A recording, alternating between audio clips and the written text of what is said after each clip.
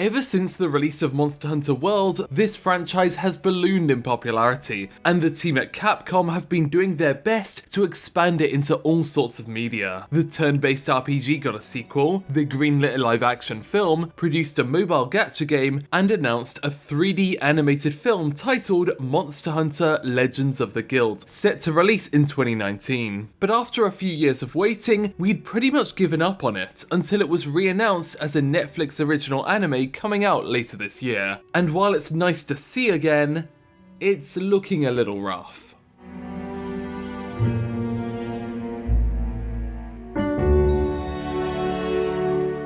Legends of the Guild follows Aiden, the excitable A-lister character that appears in both Monster Hunter 4 Ultimate and later Monster Hunter World, as they try to take down a Lunastra. However, while the series is 2 years late to release, it doesn't quite show in the final product. The CG animation is created by Pure Imagination Studios, who are mostly known for creating animated short films based on the LEGO franchise. Creating Monster Hunter battles, or in fact human characters at all, isn't really in their wheelhouse. The result is something that's been compared to early 2000s CG offerings, where studios were just getting to grips with the medium. CG animation is one of those things that's advancing so quickly that if you're not at the cutting edge or taking an entirely new stylistic approach, things can feel dated fast. But the really strange thing is why on earth Capcom went with this team to begin with. Pure Imagination Studios is based in California, and their only claim to fame was LEGO animations. It's strange that Capcom even heard of them, let alone greenlit a film with them. But on that same topic, this is something that the developer has constantly struggled with. They are frequently funding cinematic spin-offs of their work, but they end up either making a loss, like the Monster Hunter live-action film, or being critically panned, like their Netflix programming. Although Netflix's model is ideal for them financially. The service pays an upfront cost to license these series and films, and so even if nobody watches Legends of the Guild or Dragon's Dogma, it ends up being no skin off their nose. These also end up getting bundled into Netflix's original anime brand, which is perhaps even more bizarre. Not only does Legends of the Guild not look remotely anime-like, instead being more frequently compared to Shrek, but as I mentioned before, it's entirely made in California. The brand somewhat works when you get stuff like Castlevania, where the style is entirely based on Japanese animation and created by people that want to bring back the feeling of those dark OVAs from the 80s, but this is more than a bit of a stretch. But it's still exactly the kind of thing the streaming service wants, regardless of production quality. Anime based on video games, whether they're created in Japan or not. Tomb Raider, Assassin's Creed, The Witcher, Dragon's Dogma, Sonic, Splinter Cell, Cyberpunk, and now Monster Hunter. It does seem like the lesson they learned from Castlevania wasn't that creative people with a particular vision for creating something they're passionate about can end up making something extraordinary, but rather, they should make a billion video game adaptations.